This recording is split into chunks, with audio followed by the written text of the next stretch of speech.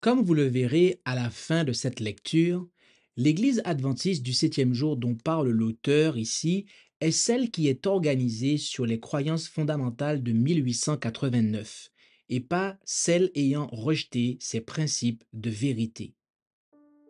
Lecture de la compilation post-mortem des écrits de Ellen G. White intitulée Message choisi. Volume 2. Chapitre 7. Lettre de créance divine. Cher frère M. La lettre que vous m'avez adressée m'est parvenue au commencement du sabbat. Je vous conseille de rester à l'école et de ne pas quitter ce pays avant d'être bien au clair concernant ce qui est la vérité. Je désire sincèrement que vous restiez à l'école durant cet exercice pour apprendre tout ce que vous pouvez au sujet de ce message de vérité qui doit aller au monde. Le Seigneur ne vous a pas chargé d'un message suivant lequel les adventistes du septième jour seraient Babylone, et le peuple de Dieu serait appelé à en sortir. Toutes les raisons que vous pouvez proposer sur ce sujet n'ont aucune valeur à mes yeux. Le Seigneur m'ayant donné des lumières qui d'une manière décisive s'opposent à un message semblable. Je ne mets pas en cause votre sincérité ou votre honnêteté.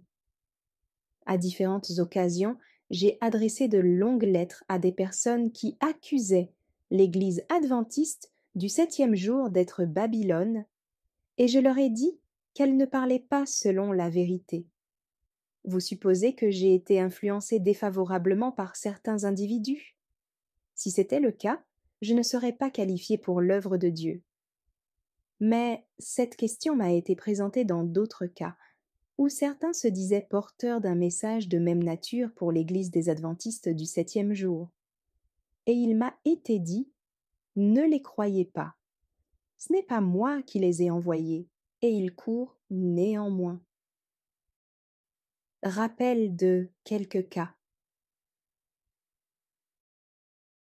Le pasteur K, alors qu'il était mourant à l'hôpital de Battle Creek, avait sa chambre remplie de personnes intéressées. Plusieurs ont été trompés. Cet homme paraissait inspiré. Toutefois, d'après la lumière qui me fut donnée, l'œuvre ne venait pas de Dieu, et le message ne devait pas être accepté. Quelques années plus tard, un certain N de Red Bluff, Californie, vint me délivrer un message. C'était, disait-il, le grand cri du troisième ange qui devait éclairer toute la terre de sa gloire. Il pensait que Dieu lui avait confié ce message en laissant de côté tous les frères dirigeants. J'essayais de lui montrer son erreur. Selon lui, les adventistes du septième jour étaient Babylone. Quand nous lui avons exposé nos raisons de le croire en erreur, une grande force s'empara de lui, et il poussa un grand cri.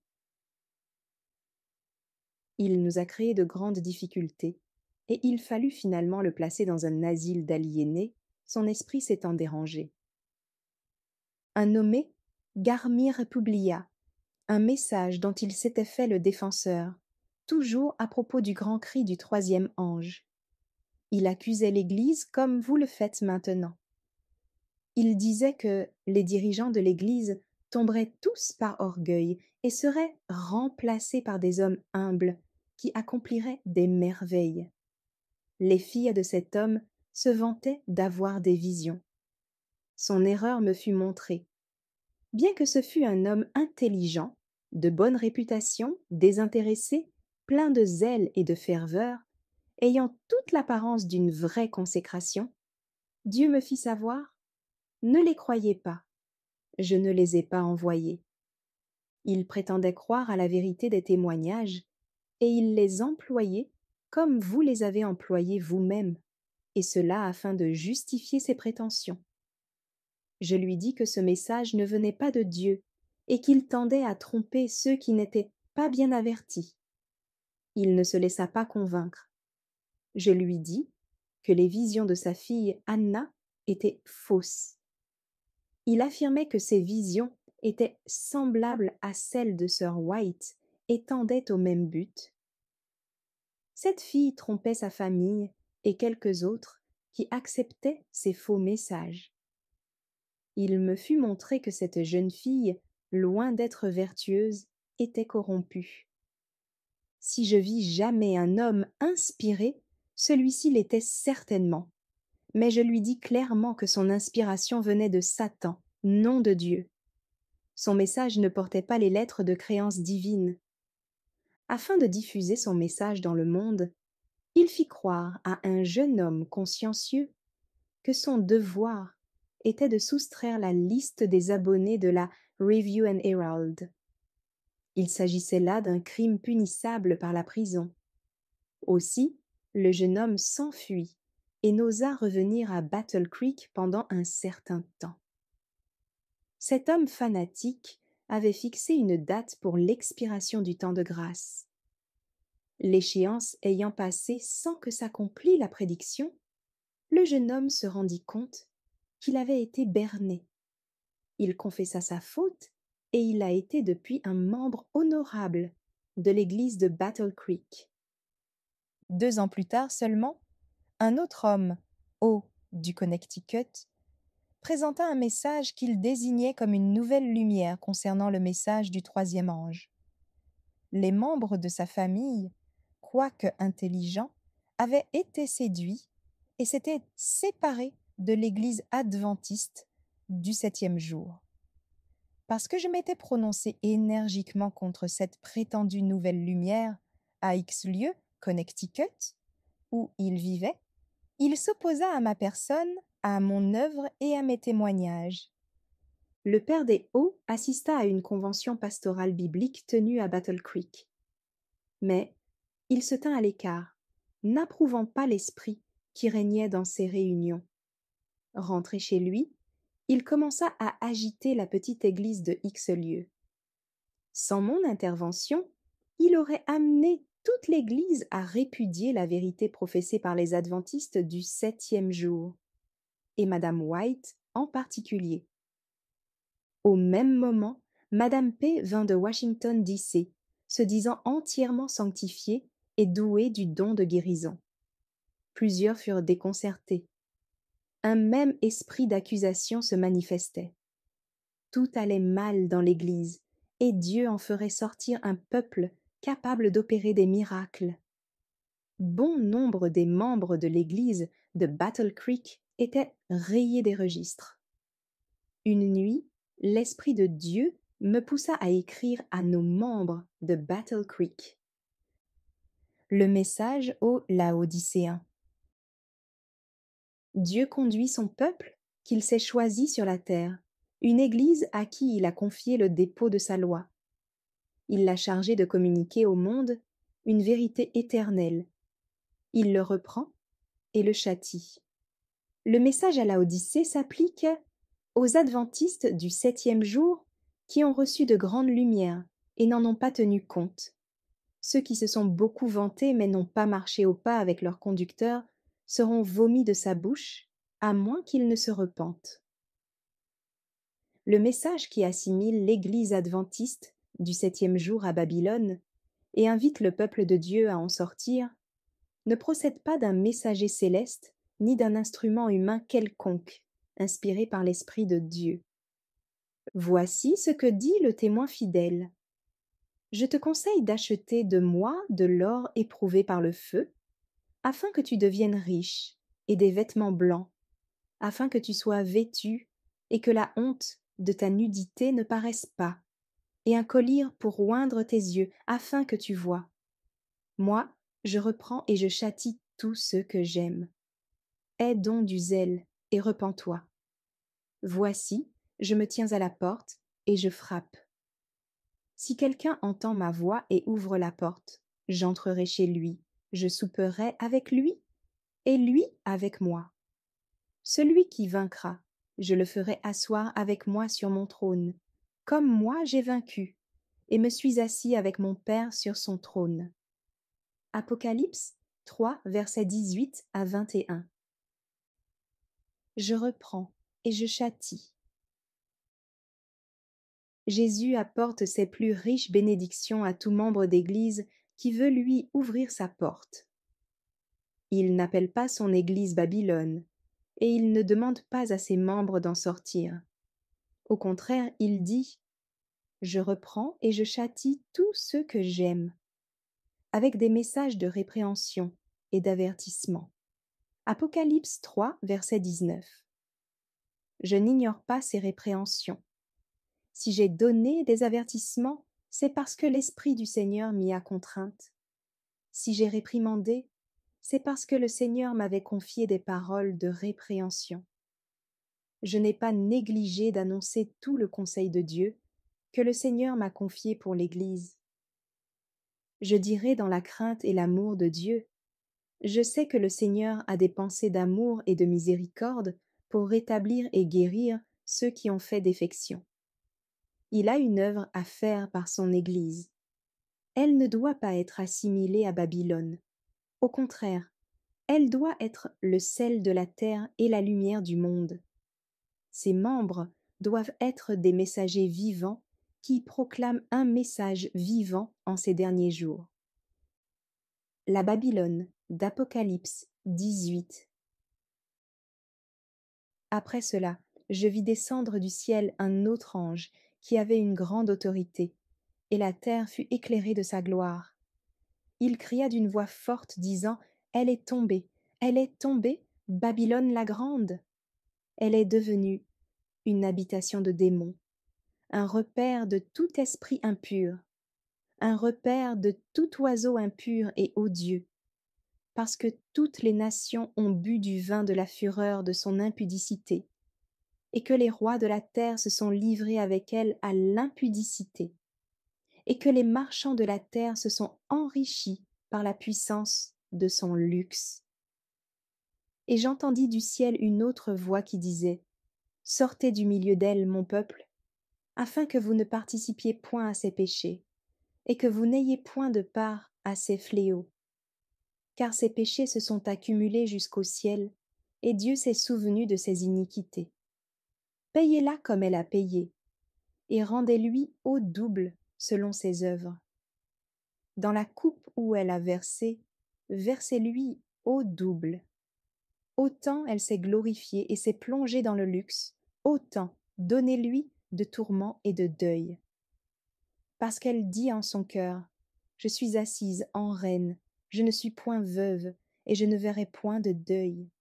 À cause de cela, en un même jour, ces fléaux arriveront, la mort, le deuil et la famine, et elle sera consumée par le feu, car il est puissant, le Seigneur Dieu qui l'a jugé. Apocalypse 18, versets 1 à 8. Il ressort de tout le chapitre que la Babylone qui est tombée, ce sont les églises qui n'auront pas reçu les messages des trois anges, ayant préféré le mensonge à la vérité. Elles ont refusé les messages de vérité. Voir 2 Thessaloniciens 2, versets 1 à 12. Le message du chapitre 18 de l'Apocalypse est clair et bien défini. Parce que toutes les nations ont bu du vin de la fureur de son impudicité, et que les rois de la terre se sont livrés avec elle à l'impudicité, et que les marchands de la terre se sont enrichis par la puissance de son luxe. Apocalypse 18, verset 3. Il suffit de lire ce chapitre pour ne pas s'y tromper. Quelle joie exubérante Satan n'éprouverait-il pas s'il pouvait diffuser le message selon lequel le message divin s'applique justement au seul peuple que Dieu a constitué dépositaire de sa loi. Le vin de Babylone consiste à exalter le faux sabbat au-dessus de celui que le Seigneur Jéhovah a béni et sanctifié pour l'usage de l'homme. C'est aussi la doctrine de l'immortalité de l'âme. Ces hérésies apparentées avec la réjection de la vérité font de l'Église une Babylone. Rois, gouverneurs, marchands, maîtres de religion forment un groupe corrompu. L'Église ne doit pas être démembrée. Je le répète, le Seigneur n'a pas parlé par le truchement de messagers ayant désigné l'Église qui garde les commandements de Dieu comme faisant partie de Babylone.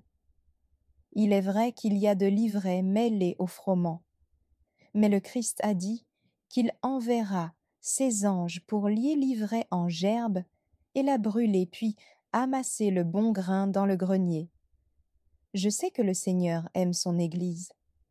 Elle ne doit pas être désorganisée et fragmentée en morceaux indépendants. Rien n'indique qu'une chose aussi illogique puisse avoir lieu. Ceux qui prêtent l'oreille à ce faux message, en s'efforçant d'en agiter d'autres, se trompent et se préparent à d'autres séductions. Ils échoueront. Des membres de l'Église ont de l'orgueil, de la propre suffisance, une incrédulité obstinée, avec le refus d'abandonner leurs idées préconçues, malgré toutes les preuves qu'on peut leur produire pour leur montrer à qui s'applique le message à la Odyssée. Mais ils ne pourront infliger une flétrissure à l'Église. Laissez l'ivraie croître à côté du froment jusqu'à la moisson. Alors les anges se chargeront du triage. J'avertis l'Église adventiste du 7e jour de faire attention à la façon dont elle accueille toute idée nouvelle, et ceux qui prétendent avoir de nouvelles lumières. Apparemment, leur travail consiste à accuser et à démolir. Mon frère, soyez prudent. Ne faites pas un pas de plus dans la voie où vous vous êtes engagé. Marchez dans la lumière, pendant que vous avez la lumière, afin que les ténèbres ne vous surprennent point. Jean 12, verset 35. Vous vous plaignez d'être traité avec froideur à Battle Creek. Vous êtes-vous adressé humblement à des hommes spirituels en leur disant « Voulez-vous examiner les Écritures avec moi? Voulons-nous prier sur ce sujet? Je n'ai pas la lumière, je la cherche, car jamais l'erreur ne pourra sanctifier une âme. » Avez-vous lieu de vous étonner s'ils ne vous accordent pas toute la confiance que vous croyez mériter après l'expérience qu'ils ont faite? Ne convient-il pas de donner tout leur poids aux paroles du Christ? Gardez-vous des faux prophètes. Ils viennent à vous en vêtements de brebis, mais au-dedans ce sont des loups ravisseurs. Matthieu 7, verset 15. On multipliera les. Le Christ est ici. Il est là. Que les croyants écoutent la voix de l'ange qui a dit à l'Église « Restez unis. L'union sera votre force. Aimez-vous comme des frères, soyez pleins de pitié, soyez courtois. Dieu a une Église, et il a déclaré « Les portes du séjour des morts ne prévaudront point contre elle. » Matthieu 16, verset 18. Les messagers que le Seigneur envoie sont accompagnés de ces lettres de créance. J'éprouve de la tendresse pour vous, mais je vous en supplie, venez à la lumière. Lettre 16, 1893. Le résultat d'un travail souterrain. Il importe que chacun sache de quelle atmosphère son âme est entourée. S'il est associé à l'ennemi de toute justice, accomplissant inconsciemment son œuvre, ou bien s'il est étroitement lié au Christ, accomplissant son œuvre, s'efforçant d'établir solidement les âmes dans la vérité. Satan serait heureux si chacun devenait son allié, travaillant à affaiblir la confiance d'un frère dans l'autre, semant la discorde parmi ceux qui font profession de croire à la vérité. Ceux qui servent le mieux les desseins de Satan sont ceux qui, se disant amis du Christ, ne marchent pas et n'agissent pas en harmonie avec le Christ. Ceux dont le cœur et l'esprit se détournent de l'œuvre particulière que le Seigneur a confiée pour ce temps-ci, qui ne coopèrent pas avec lui pour affermir les âmes dans la vérité, en les rendant attentives à ses paroles d'avertissement, font l'œuvre de l'ennemi du Christ. C'est une affaire sérieuse que d'aller de maison en maison sous prétexte de faire un travail missionnaire et de semer la méfiance et le soupçon. Chaque grain de semence ne tarde pas à germer. Ainsi, l'on perd confiance en les serviteurs de Dieu, chargés d'apporter le message au monde. Alors que Dieu parle par ses serviteurs, cette semence a produit une racine d'amertume. La parole tombe dans des cœurs qui n'écoutent pas, qui ne répondent pas. Aucune puissance terrestre ou céleste ne trouve accès auprès des âmes. Qui se rendra responsable pour de telles âmes? Qui pourra extirper cette racine d'amertume qui les a empêchés de recevoir la parole du Seigneur? Une sœur ou un frère a jeté la mauvaise semence, mais comment pourra-t-il sauver cette âme en péril? La langue, qui aurait pu être employée à la gloire de Dieu pour apporter des paroles d'espérance, de foi et de confiance en les ouvriers de Dieu, a détourné une âme de Jésus-Christ. Ceux qui, pour leur propre compte, ont méprisé les paroles du Christ, refusé de se convertir à sa voix, ont jeté dans d'autres esprits un levain de suspicion et de médisance. Nous sommes arrivés au jour que Dieu a fixé pour notre préparation. Le temps n'est pas au bavardage, aux paroles d'incrédulité, à travailler à l'œuvre du diable. Que chacun se garde bien d'ébranler la foi de quelqu'un, en jetant des semences d'envie, de jalousie, de désunion. Car Dieu entend les paroles, et juge non par des paroles, des oui ou des non, mais par les fruits résultant de l'œuvre de chacun. C'est donc à leurs fruits que vous les reconnaîtrez. Matthieu 7, verset 20. La nature de la moisson dépendra de la semence jetée. Manuscrit 30, 2a, 1896. Un message inspiré de Dieu apporte ses preuves. Quand le Seigneur confie un message à un homme, il donne en même temps de quoi s'assurer que le message vient de lui. Dieu ne demande pas aux siens d'accepter n'importe quel message apporté par n'importe qui. Les avertissements envoyés à son peuple par le Seigneur n'ont pas pour but de détruire, mais de corriger les erreurs. Nous vivons en un temps périlleux. D'après les lumières que j'ai reçues, Satan s'efforce de faire croire à quelqu'un qu'il a une œuvre merveilleuse à accomplir. Mais quand Dieu confie un message à quelqu'un, cet homme montrera par sa douceur et son humilité que Dieu opère réellement par son moyen. Dieu vit et règne. Il désire que nous marchions devant lui en humilité. Il ne veut pas que cet individu haine s'impose à une assemblée. Nous n'allons pas laisser interrompre réunion après réunion par ceux qui affirment avoir un message à délivrer. Celui qui s'avance de force là où il n'est pas désiré n'accomplit pas l'œuvre de Dieu. Il nous faut agir comme des soldats d'une armée. Nous ne devons pas sortir des rangs et travailler pour notre propre compte. Manuscrit 30, 1901. L'Église adventiste du septième jour dont parle l'auteur ici est celle qui est organisée sur les croyances fondamentales de 1889 et pas celle ayant rejeté ses principes de vérité. Par conséquent, celle qui ne peut pas être appelée Babylone est l'Église adventiste du septième jour organisée sur les principes fondamentaux de 1889 et pas celle ayant rejeté ses principes de vérité. Merci d'avoir écouté cette lecture. Si vous avez des questions ou des remarques sur le thème abordé, n'hésitez pas à les partager dans les commentaires et notre équipe ne manquera pas de les considérer. À bientôt sur lereste.org.